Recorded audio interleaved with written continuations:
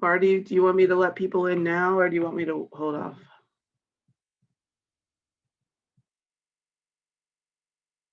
I'm just going to start the music in like 1 minute, and it'll loop Okay. 4 times.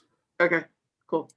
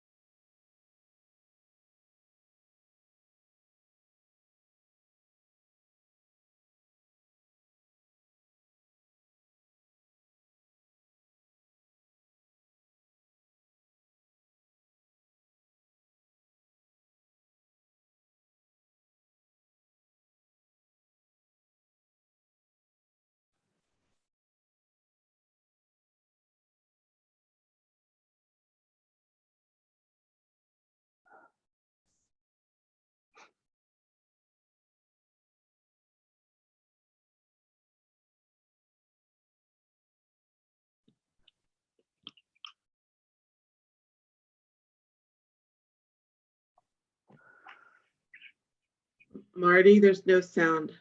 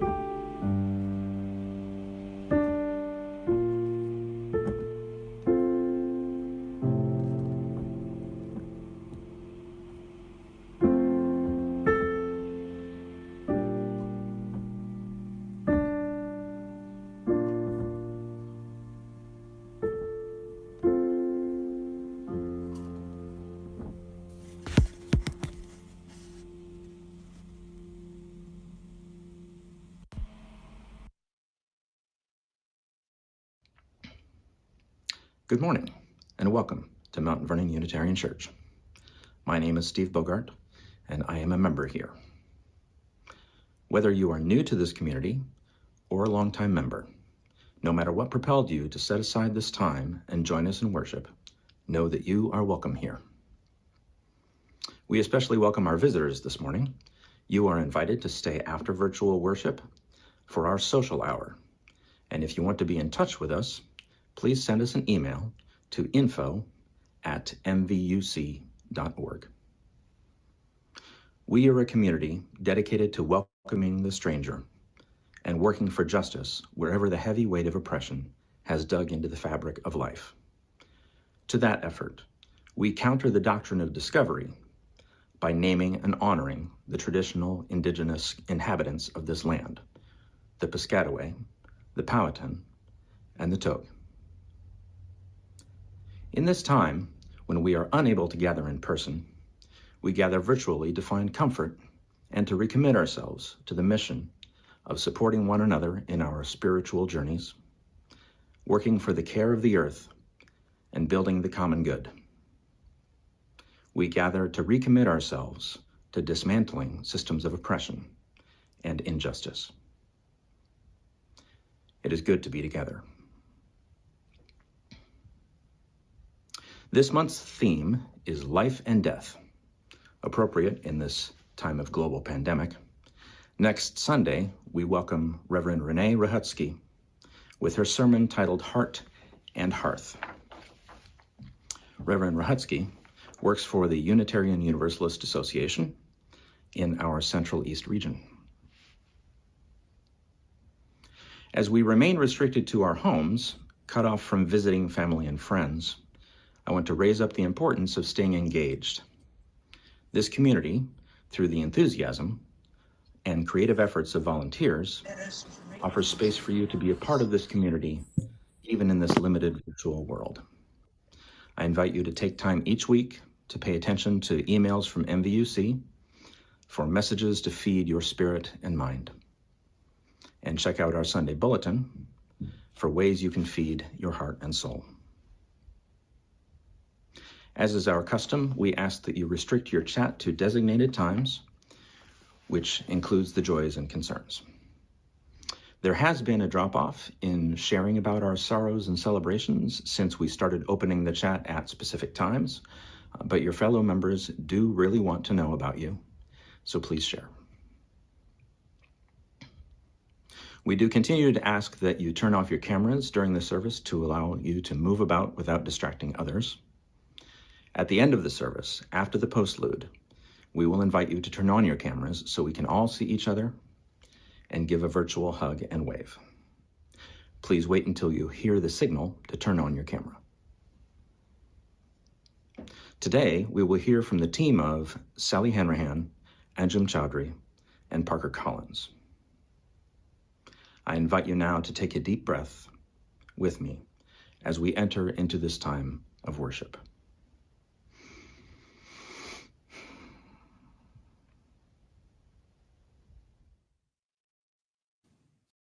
Look to this day, for it is life, the very life of life. In its brief course lie all the verities and realities of your existence, the bliss of growth, the glory of action, the splendor of beauty. For yesterday is but a dream, and tomorrow is only a vision. But today, well lived, makes every yesterday a dream of happiness, and every tomorrow a vision of hope. Look well, therefore, to this day.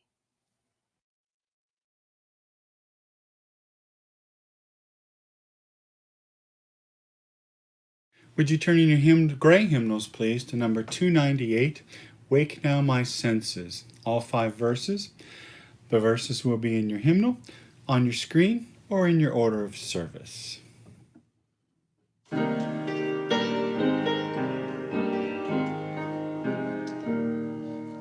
Wake now my senses and hear the earth call, feel the deep power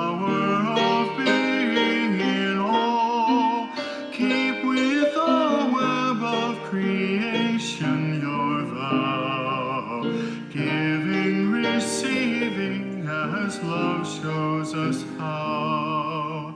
Wake now, my reason, reach out to the new. Join with each pilgrim who quests for the true. Honor the beauty and wisdom of time. Suffer thy limit and praise the sublime. Wake now, compassion, give heed to the cry. Voices of suffering fill the white sky. Take as your neighbor both stranger and friend, praying and striving their hardship to end. Wake now, my conscience, with justice thy guide. Join with all people whose rights are denied. Take not for granted a privileged place.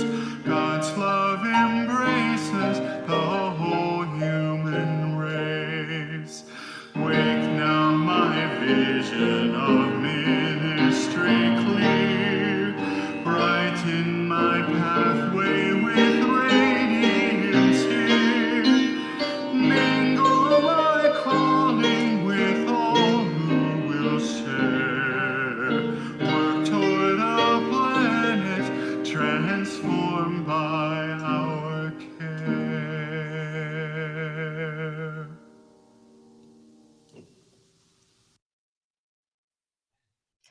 I invite you now, from wherever you may be, to bring your voices out in reciting our covenant as the words are found on your screen.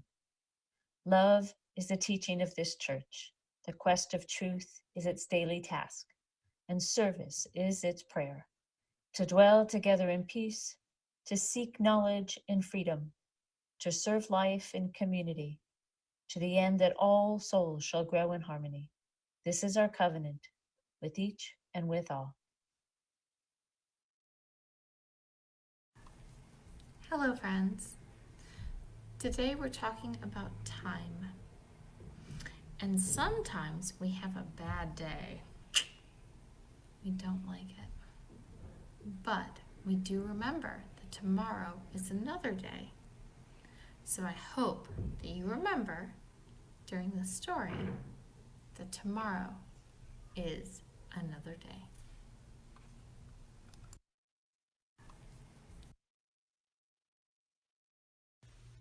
Alexander and the Terrible, Horrible, No Good, Very Bad Day. Written by Judith, voiced, illustrated by Ray Cruz. I went to sleep with gum in my mouth, and now there's gum in my hair.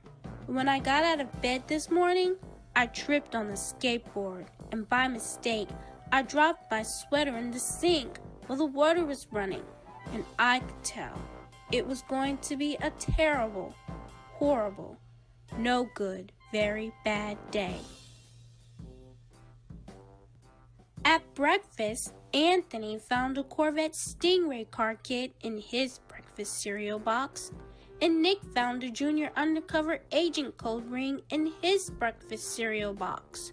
But in my breakfast cereal box, all I found was breakfast cereal. I think I'll move to Australia. In the carpool, Miss Gibson let Becky have a seat by the window. Audrey and Elliot got seats by the window too. I said I was being scrunched. I said I was being smushed. I said if I don't get a seat by the window, I'm going to be car sick. No one even answered. I could tell it was going to be a terrible, horrible, no good, very bad day. At school, Miss Dickens liked Paul's picture of the sailboat better than my picture of the invisible castle. At singing time, she said I sang too loud. At counting time, she said I left out 16. Who needs 16? I could tell it was going to be a terrible, horrible, no good, very bad day. I could tell because Paul said I wasn't his best friend anymore. He said that Philip Parker was his best friend and that Albert Moyo was his next best friend and that I was only his third best friend. I hope you sit on a tack, I said to Paul. I hope the next time you get a double-decker strawberry ice cream cone, the ice cream part falls off the cone part and lands in Australia. There were 2 cupcakes in Philip Parker's lunch bag, and Albert got a Hershey bar with almonds, and Paul's mother gave him a piece of jelly roll that had little coconut sprinkles on the top. Guess whose mother forgot to put in dessert? It was a terrible, horrible, no good, very bad day. That's what it was.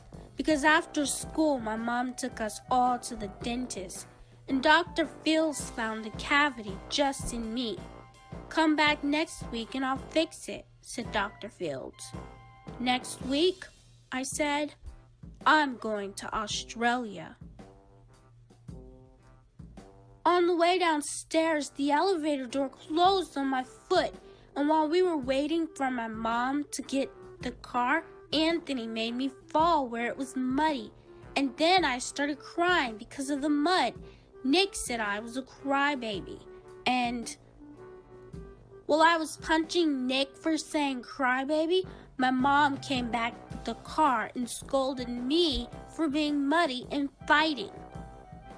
I'm having a terrible, horrible, no good, very bad day, I told everybody. No one even answered. So then we went to the shoe store to buy some sneakers. Anthony chose white ones with blue stripes. Nick chose red ones with white stripes. I chose blue ones with red stripes. But then the shoe man said, "We're all sold out." They made me buy plain old white ones, but they can't make me wear them. When we picked up my dad at his office, he said I couldn't play with his copying machine, but I forgot. He also said to watch out for the books on his desk, and I was careful as could be except for my elbow. He also said don't fool around with his phone, but I think I called Australia. My dad said please don't pick him up anymore. It was a terrible, horrible, no good, very bad day. There were lima beans for dinner, and I hate limas. There was kissing on TV, and I hate kissing. My bath was too hot. I got soap in my eyes. My marble went down the drain, and I had to wear my railroad train pajamas. I hate my railroad train pajamas.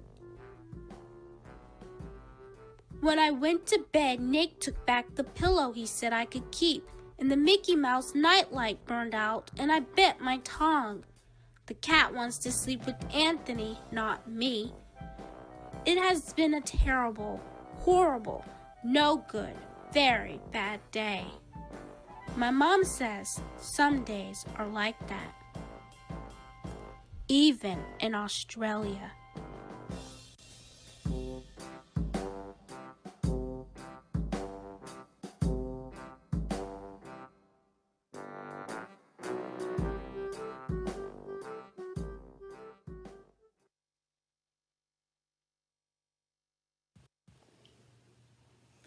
Good morning. We are Al and Birgit Robert, members of Mount Vernon Unitarian Church since 2003. When we're asked to say something about what motivates us to commit our time, talent, and treasure to the church, we both said, because we just want it to be there. We joined our first UU congregation in 1975 in San Antonio, Texas, shortly after our young daughter asked us when she saw her neighborhood friends go to church or synagogue, "Where do we go?" Soon after, we drove across town to the only UU church in San Antonio. At that first service we attended, we knew we were in the right place, a place for our own spiritual growth and our children's religious education. We joined the church and made a pledge on that very first Sunday. As a military family, our periodic relocations since then led us to always seek out a Unitarian Universalist congregation. When we first came to the DC area, we were part of a group forming a new congregation, Acatink Unitarian Universalist Church in the Burke-Springfield area. During our military years, we were always grateful that Unitarian Universalist congregations were there for us, either to welcome us as newcomers or to welcome us back home.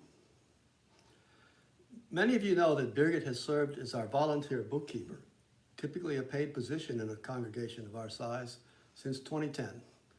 I have also been involved in the stewardship and financial affairs of the church during much of my time as a member here, including time as chair of either the stewardship committee or the finance committee. As we enter our stewardship season, this part of the year when we ask members to consider and renew their commitments of time, talent, and treasure, we've been asked to talk about what has motivated us to support the church in the roles we've played. On the subject of time, talent, and treasure, Birgit and I have our unique take. We have committed our time and our talent to take good care of the church's treasure. We have, of course, like most of us, committed a fair share of our treasure as well. So we hope that you all agree with us that it's important that UU churches be there, not only for ourselves, but for others who are seeking a church home. Al and I are all in, sharing our time, talent, and our treasure to make sure that Mount Vernon Unitarian Church continues to be there for us and for others.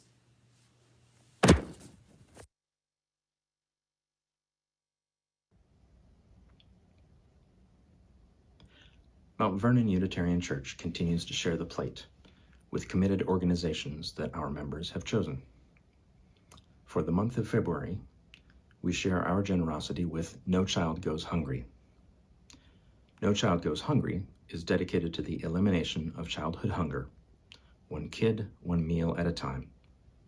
With funds donated by churches, private organizations, and individuals, they work with faith communities and other organizations to alleviate hunger on a local level.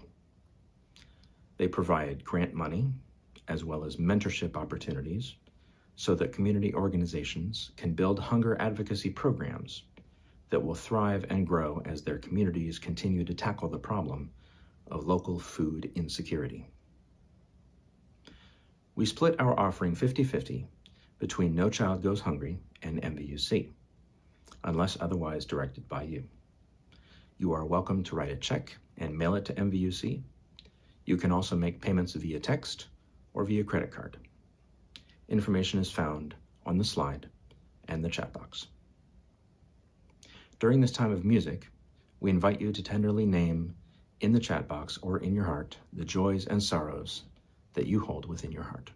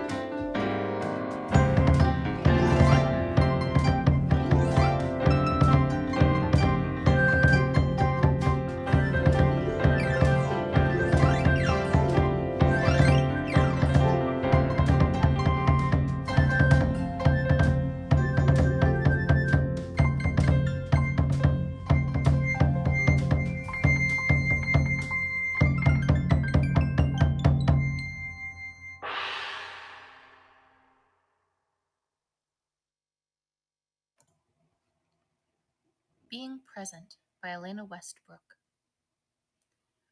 Let every moment be a prayer. With every sip of tea, let your lips move in thanksgiving.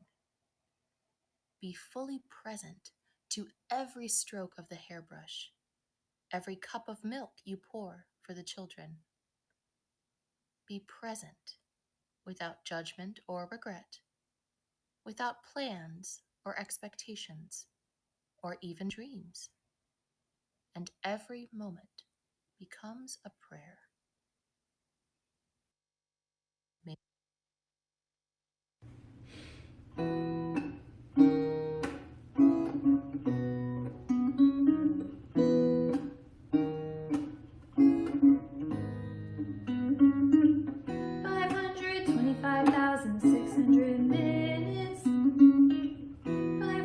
525,000 moments so dear, 525,600 minutes.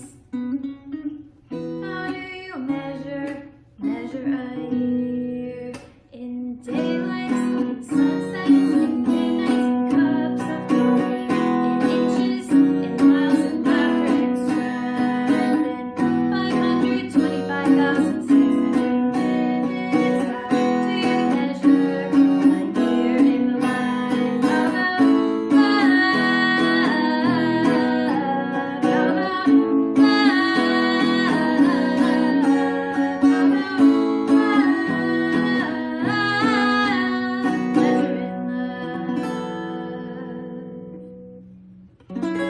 seasons of love, seasons of love.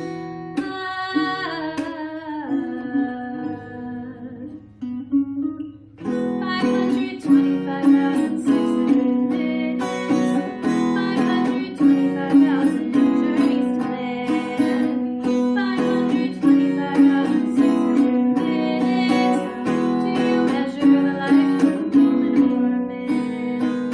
In truth that she learned, or in times that cried, in bridges he burned, for the way that she died. It's time now to sing out, for the story never ends. Let's celebrate, remember a year in the life of friends. Remember the love, remember the love,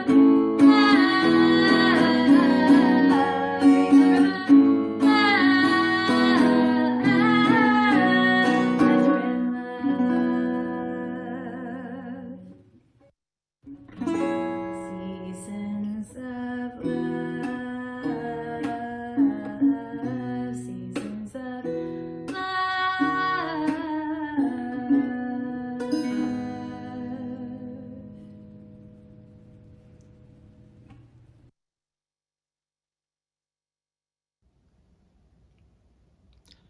Excerpt from Wild Pear Tree by Kaveh Akbar. It's been January for months in both directions. Frost over grass like pale fungus, like moth dust.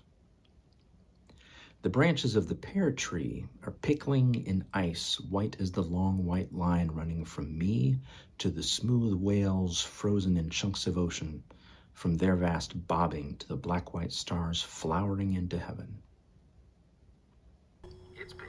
The hungry cat gnaws on a sliver of mirror, and I have been chewing out my stitches, wondering which warm names we should try singing.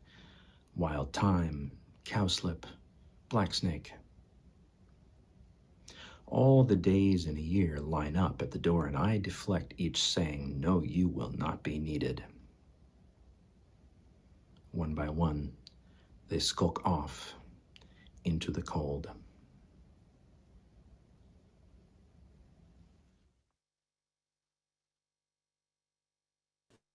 It's a constant cycle of breaking and healing, hurting and feeling, fixing and mending. This journey is never ending. From Ruby Doll. Hi, my name is Parker Collins, and I've been attending MVUC for almost 15 years. I have a very complicated relationship with time. As we approach almost a full year of our new normal, it's hitting me I have lost all concept of time. Days feel like weeks, months feel like years, but at the same time, it feels like just yesterday we thought we would be working from home for 2 weeks. So I ask, have I ever been good with time? Yes, I'm a timely person. I set timers for naps, count down the minutes until This Is Us on Tuesdays. But has time always passed this fast? Looking back, I can't remember a time where I wanted time to slow down. When I was in grade school, I couldn't wait to be in high school. When I was in high school, I couldn't wait for college and a world full of independence. Whether it was a spring break or the opportunities of a new phase of life, I was always looking forward to the next thing. It was a helpful coping mechanism for when we're unhappy with your current circumstances. Next month will be better. Next year will be different. For a couple of years, I was going back to school online and working full time. I would tell myself that when I graduated in May of 2020, life would be better. And I think we all know how that went. But here I was, excited to finally have time back on my side. 2 months into the pandemic, and I was starting to feel like everyone else. I could be bored. I could afford to pick up some new hobbies.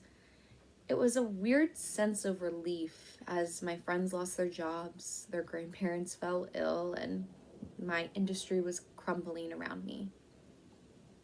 As we try to seek the positive outcomes of this rough year, we find ourselves feeling guilty when we find the joy in this rough patch. So we soldier on, keep our heads down, and pray for the end of this new reality. It's just like the other rough patches of life. Push through. Zone in on that finish line, numb what you can until you're at the end. We clock in, we clock out, another day, another week, life passes us by. We know there's an end in sight, but that visual of the finish line is disappearing for me, and I'm afraid if I don't imagine that finish line, the fear will catch up.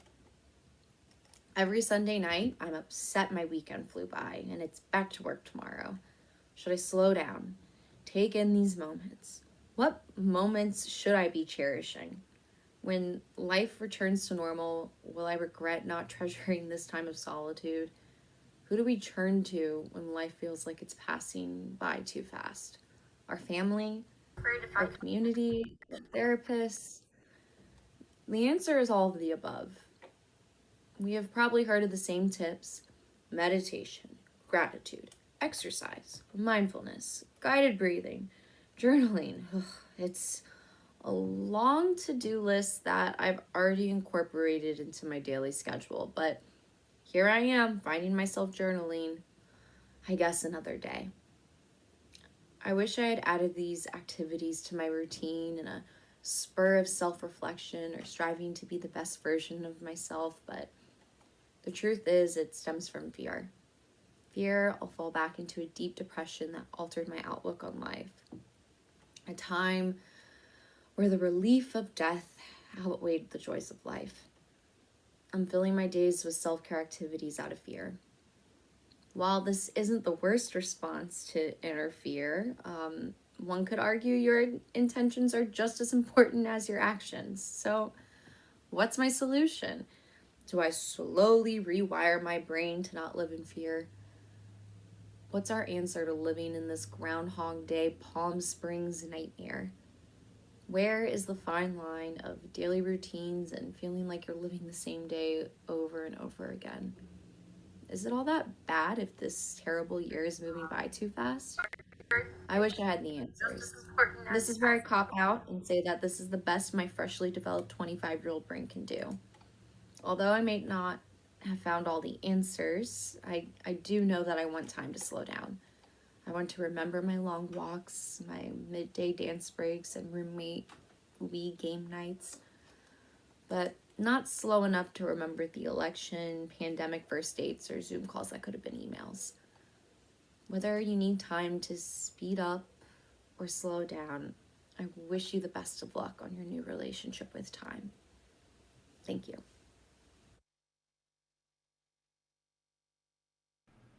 Hi friends! For those of you who don't know me, my name is Anjum Chaudhary, better known around here as Leah's daughter.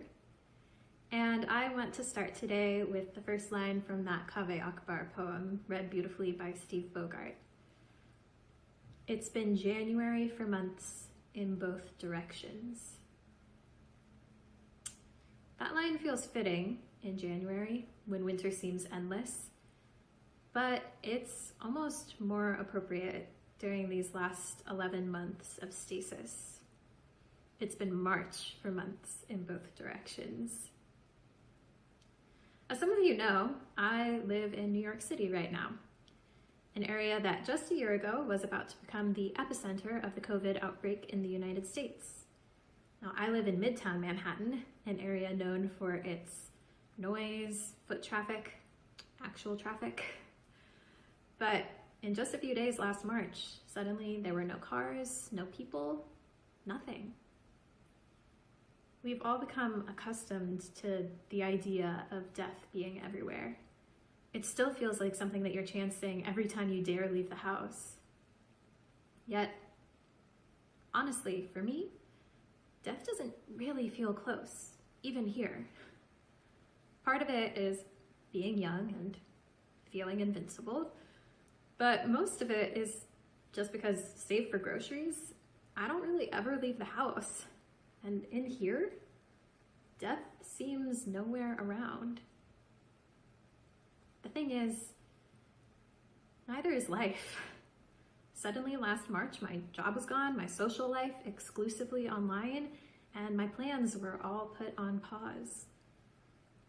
You know, the notes for today's service said that today is Valentine's Day and tomorrow is President's Day. And I thought, what am I supposed to say about that? The Akbar poem goes on to say, all the days in a year line up at the door, and I deflect each, saying, no, you will not be needed. People have made jokes that whatever birthday passed in 2020 didn't really happen, and they're getting a do-over this year. But nope, as I sang in Seasons of Love earlier, time just keeps on trekking. Today really is Valentine's Day, and I have no gal pals to meet up and be sad and lonely with. I just have to celebrate a different way this year, like we have with everything. I mentioned earlier how most of our relationships are happening online right now. Yeah, I meant that in spades. Hank Green, an internet personality, talks about how the internet should really be seen as a place that we inhabit and different platforms as countries that we live in. Well, I have been staying in Facebook, Snapchat, and Zoom to talk with old friends, and I've been gaining citizenship for Tumblr, Discord, and surprisingly, not TikTok when making new ones. Yeah, you heard that right. I have been making friends during this pandemic, and actually a lot of them. Certain sites have come to feel more like my neighborhood than Midtown, both pre-COVID and now, which you can't even begrudge me for because everyone knows that New Yorkers don't actually know their neighbors. And just like we have different personalities in the different spaces that we inhabit in real life, be it church or work or with friends or at home, I've been noticing a lot about how I act online. In real life, I'd probably say that I'm the sardonic friend. I make jokes, sometimes scathing ones, and all my friends know that they can come to me for a realistic opinion. I've always liked being that person. I like being smart and witty and confident, but this is mostly with people who have known me for 6 years at least, and they let me get away with being a bit of a jerk. With them, I'm always carrying kernels of who I was when I was 18 or however old I was when I met them. But on the internet, these are all people that I'm meeting at this particular point in my life. And this shiny internet version of myself is nice. Not sanitized, but an extremely positive, supportive friend who people go to when someone in the group needs to be lifted up. And while I don't think that that's totally missing from who I am in real life, I still think that it would surprise some people to see me acting like that. And that's a long way of getting to my point. This stasis, this purgatory, this static period that we've all been stuck in for nearly a year, it hasn't been life on loop at all. I know that's obvious to those of you who are raising younger children and those whose lives haven't been put on hold like mine, but that doesn't mean that there isn't something universal about this. We've all been changed by this period. For you, maybe there's been something that you were forced to do or learn or become during this period that would be nice or useful to take with you whenever we're allowed out of it. For me, I've really come to like this person who I am online. Now, don't get me wrong, I like the person who I am usually, but there's a lot that I'm trying to gain right now from taking some of that kind personality that's been so easy for me to cultivate through a few extra exclamation points and grinning emojis, and imprinting that on my physical body as well. I'd also like to keep some of the new friends that I've made, and even some of my internet habits. Not all of them, definitely not all of them, but some of them. I can't tell you truthfully that I've been especially happy in this past year. It's been really hard, but there's still a lot that I'm happy about. And those are the things that I hope to carry with me for a long time to come. Thank you.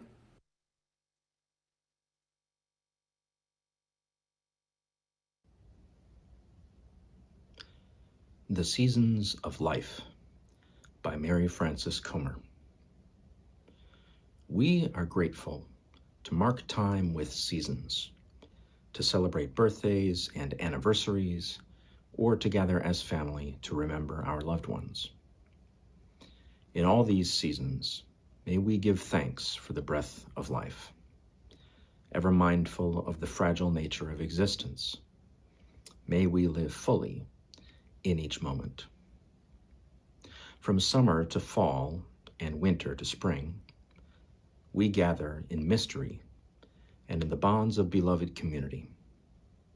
May we radiate love both within and beyond these walls, this day and all the days to come, caring for those we love and for those we have yet to meet.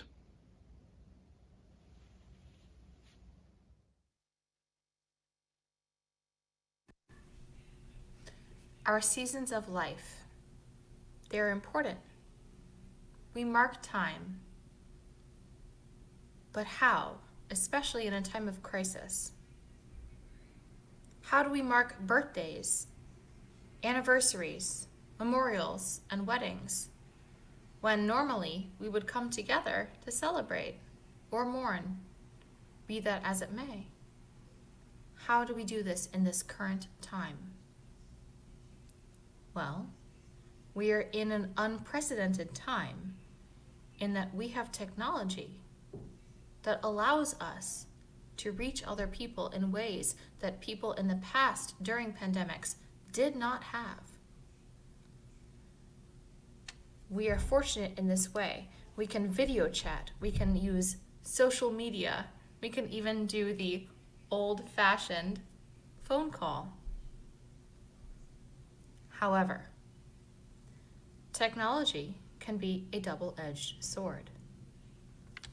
In addition to being a means of marking time and special events, it can also become a means to an end to escape, to withdraw, and hide from this seemingly endless day.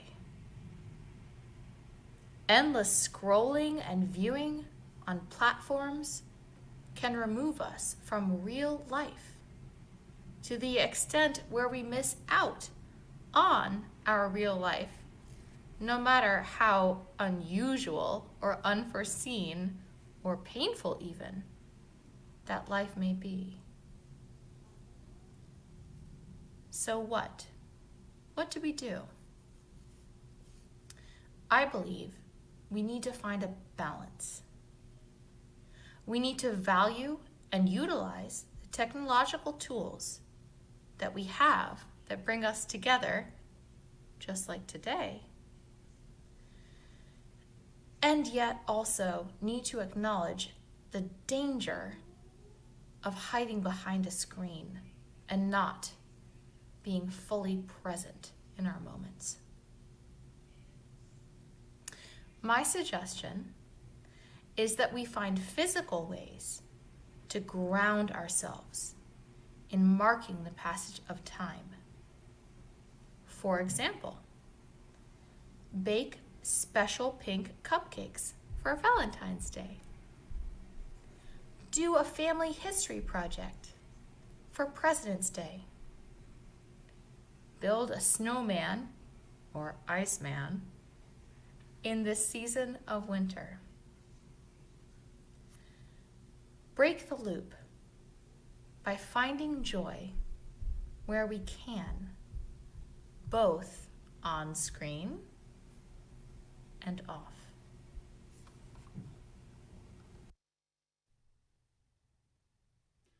Will you turn in your gray hymnals, please, to number 108, My Life Flows On in Endless Song. Words are also available on your screen.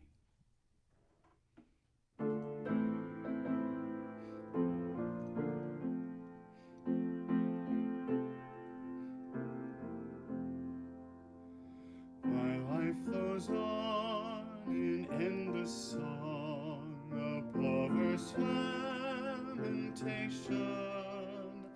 I hear the real, though far off hymn that hails a new creation. Through all the tumult and the strife, I hear the music ringing.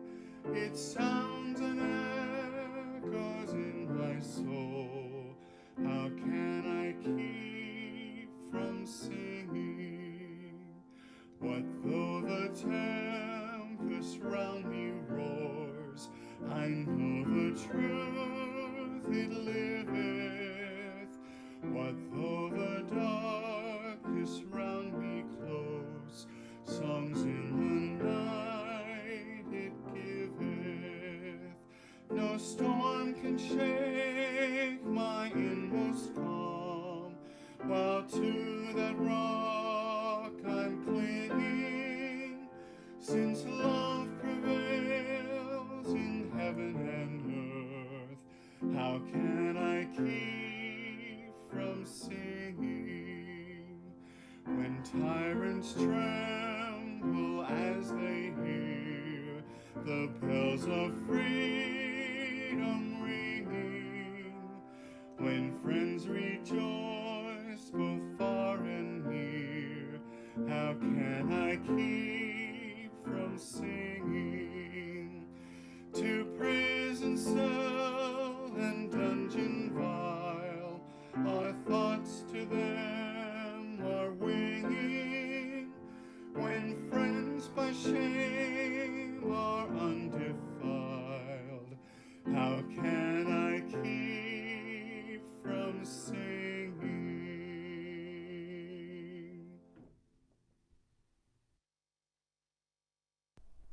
Will you join me as we unite our voices to recite the words to extinguish our chalice, words known within our hearts and can be found displayed upon your screen? We extinguish this flame, but not the light of truth, the warmth of community, or the fire of commitment. These we carry in our hearts until we are together again.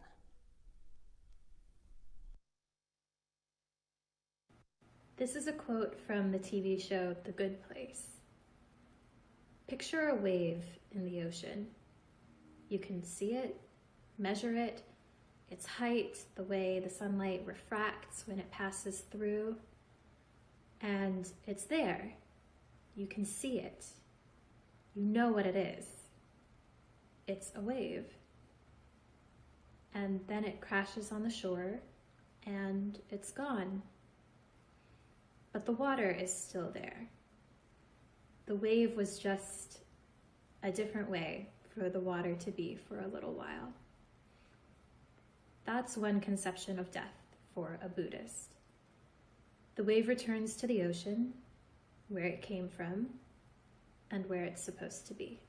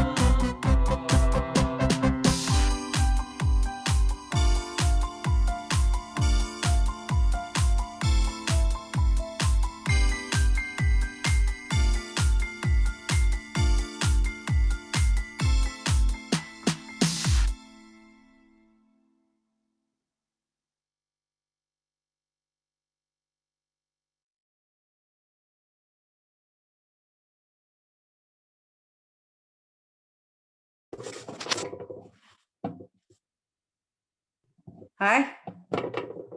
Everyone, Hi. welcome. Hello. Hello.